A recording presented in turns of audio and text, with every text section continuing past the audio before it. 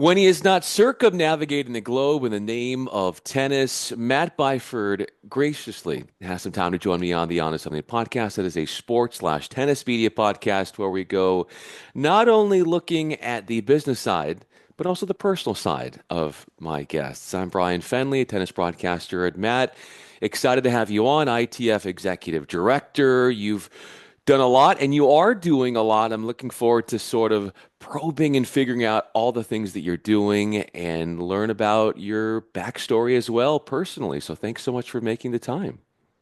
Brian, thank you for having me. Yes, yeah, excited to be here, and yeah, hopefully, opportunity to share a lot of what we're doing at the ITF, and yeah, for myself with each of the activities in our team. So yeah, happy to be here.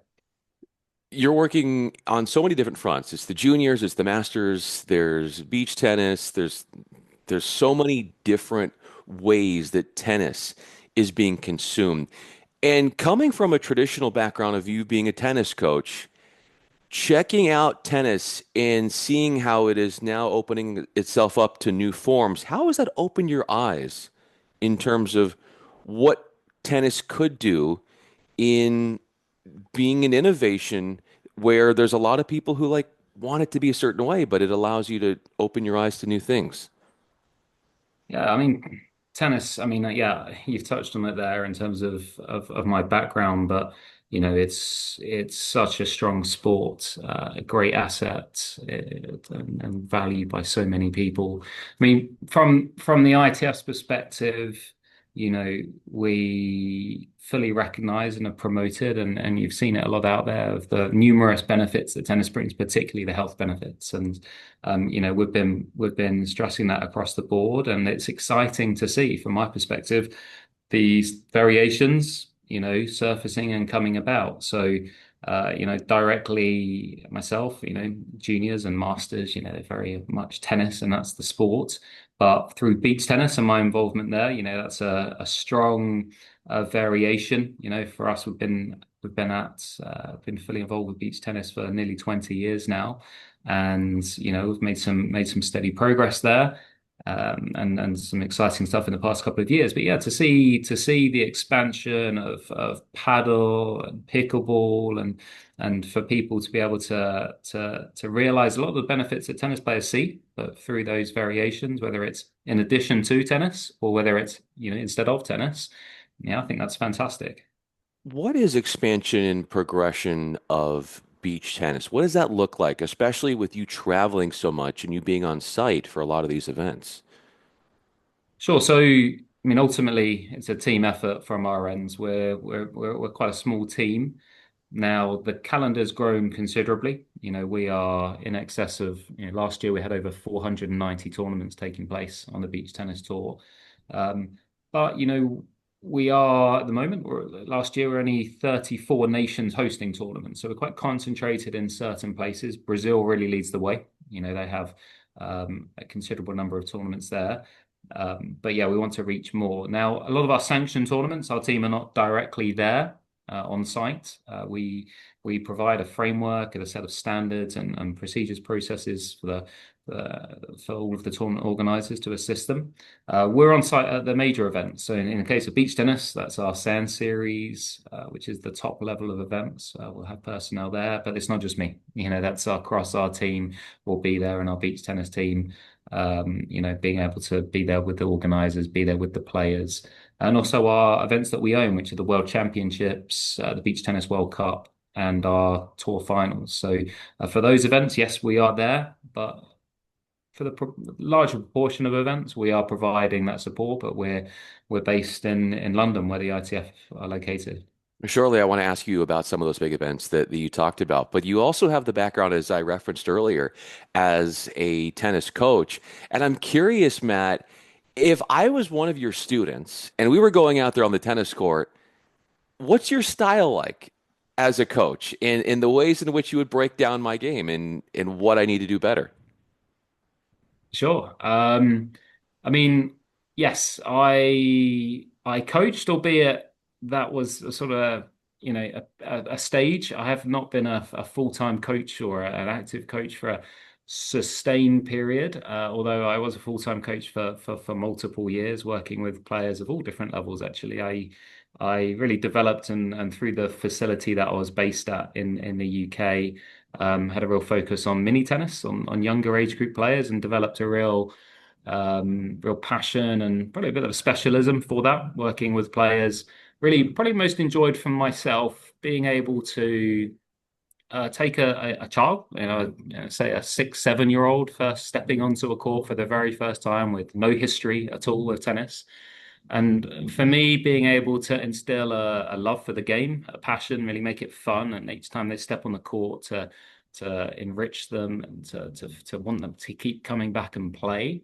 But at the same time, obviously improve. And I really enjoy that stage of being able to take them, as I say, a 6, 7 year old through to, a 10, 11 year old through that sort of 3, 4 year period.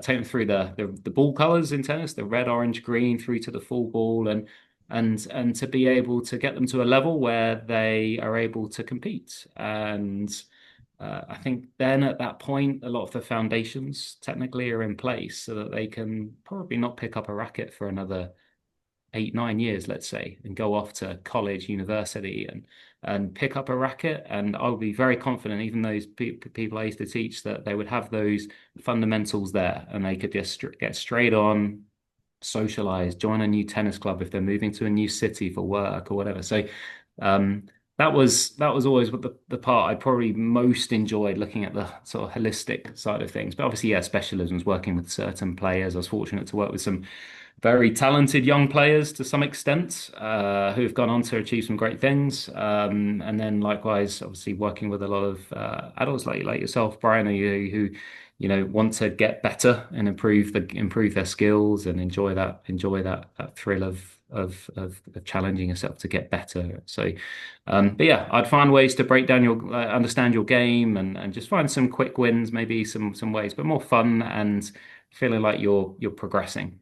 Yeah, I think one of the things I'd love to work on with you, if we ever had that opportunity, just thinking outside the box here, but would be working on the kick serve. For some reason, that to me has been a big challenge. But the idea for you in developing skills with all different skill levels, and then being able to have folks not play for a while, and then easily access, excuse me, the skills and what they had learned years later, and it just easily comes to their being, and they can pick up and remember what you did muscle memory wise, has to be one of the more gratifying things, especially working with younger kids and then seeing how much better they get.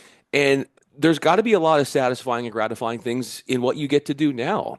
So with what you get to do now, where do you measure what is most validating for you in the work you get to do? Because there's a lot of different positive things that you and your team are behind.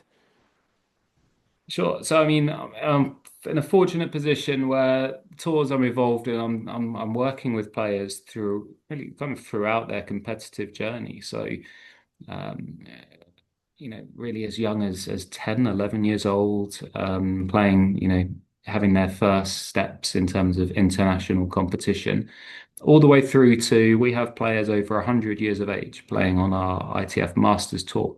So, uh, you know, tennis is a fantastic sport, and one of the real strengths of it is that tennis can truly be played. Tennis can be played for life, and that's one of the things that I most enjoy, that I get pleasure from seeing. Let's say, referring to what I was talking about earlier from my coaching perspective, but that lifelong journey, because I know and I've witnessed it and I've lived it myself. The enriching benefits that tennis can bring, which are quite exhaustive actually. I mean, yes, health and fitness and benefits, but from a social perspective, from a mental health perspective, you know, it's a great sport. And yeah, the more people that can be introduced to it, the better, in my opinion. Helping introduce new people would have to be a great way of doing that in the formation of some of your big tournaments coming up. And you hinted on some of those, you teased some of those coming up as well, and what is going to be a very busy back half of the season. So, what is your life going to be like as some of these major events are soon going to be played out.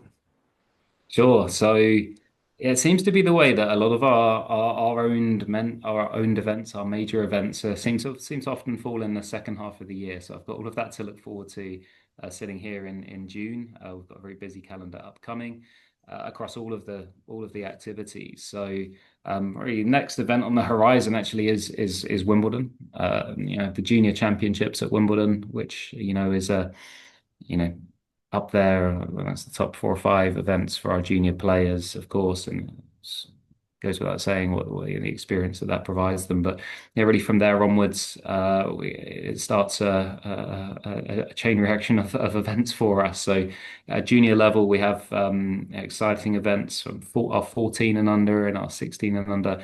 World Team Championships. That's the Davis Cup Juniors, the Billie Jean King Cup Junior Finals. We're going to Santiago, Chile, for the first time in quite a while later this year in November. We have our 14 and under World Junior Tennis Finals, which will be in the Czech Republic. Be hosting actually for the 26th year. So from our perspective, yeah, a lot of presence on site, and I'll be attending most of these events. And between our team, we certainly will be at all of these events. But yeah, it's a mix there. Like I was touching on, we've got some new hosts really coming in, doing things for the first time. So inevitably, there's a bit of extra work for us there, just familiarizing ourselves and getting prepared. Likewise, we've got some amazing long-term hosts who largely know exactly what they're doing, and we're just working with them to try and find some ways that can maybe slightly improve things. But yeah, my life for the next 6, 7 months will be a lot of on-site attendance at events and just trying to give the players and their coaches and their teams the best possible experience when they're there. What little time you might have in the next 6 or 7 months, this back half of the season, for free time, considering all of the events that you have planned and all the traveling. But what does your life look like when you are able to give yourself some time away from the sport, or when the schedule Mhm. opens up in a way where you're not traveling to the Czech Republic or a lot of or Chile or a lot of these events that are soon to be happening? Yeah, so I mean, I'm a tennis person. You said there I'm a former coach and a player, and working at the ITF, it can feel at times that it's all consuming and that's all. But yeah, I mean, the importance of finding balance in life is usually important for everyone, right? So, I mean, for me, I mean, just sport as a recreation always helps, and like to mix in and get involved in other sports. I've played a lot of other sports in my life, and if I can get out and do different things, good months, whether it's getting on a golf course or doing this side of things to just get away from it. But really, for me, it's family, to be honest. Got a young family, so most of my time away from tennis, my priority is that, and with my wife and my 2 young children, I'll be spending as much time as possible with them. Going, doing fun things together, and yeah, watching them grow up is a great joy. So yeah, most of my time away from the game is with them. But yeah, I've got my hobbies and interests, and with family and friends, we'll do fun things throughout the year. How spoiled are those two kids of yours? Yeah, they have a good time. Yeah, you know, you would be surprised that I actually really haven't really gotten them into tennis so much just yet because they are little. But they've held a racket in their hands and they enjoy swinging around a little bit. But yeah, they get looked after. But yeah, we're in fortunate place. We're in London, and there's plenty of fun things for them to do, and friendships and the groups they're involved in. So between my wife and I, we yeah, always yeah, having a fun time with them. When you get older, or when they get older, excuse me, and they realize more about what you do in the sport of tennis, what do you want them to know about the impact that you've had and are having on the sport? Yeah, it's a good question. I mean, I think, yeah, I mean, really. probably similar philosophy to what I was describing with my coaching, I think, just in terms of, allowing players to stay in this, finding ways in which players can stay in the sport and realize benefits beyond just, achieving, wins at tournaments or high rankings and so on. So, whilst those successes are great and aspired to by players at all levels, it's the additional benefits and reinforcing, tennis for life and the benefits it brings. I think it's probably really a similar message I'd like them to see from what I do and or aim to do for the benefit of players from, about 140 unique nations are playing on our tours, players from 140 unique nations.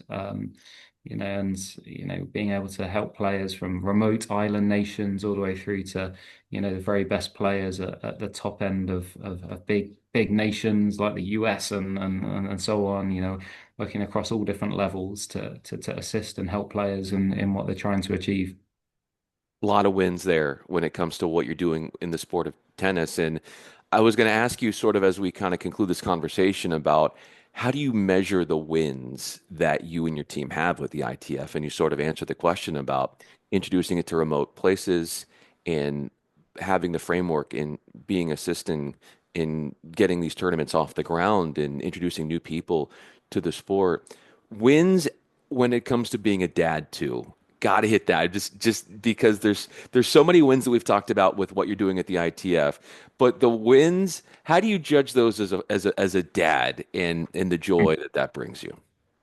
Yeah, I mean on the tennis side of the first part you touched to there. I mean, yeah, we have obviously a whole host of measures we're looking to achieve together with our committees and our strategic plans and what we're trying to achieve and a lot of that's just really focused on in most of the tours around getting more people on court and attracting and retaining more people within each of our activities. But yeah, I mean, on your second part there, family and I mean, with children, I mean, it's yeah, smiling faces, as simple as that is brings a lot of joy and yeah, I mean, whatever we can do together to achieve that, that brings a lot of pleasure to I would say to myself and my wife there as well. But yeah, it's seeing them have fun and seeing them build their relationships right now with friends and people around them, whether it's their teachers and so on, is a real joy. In conclusion, you're seeing smiling faces at home.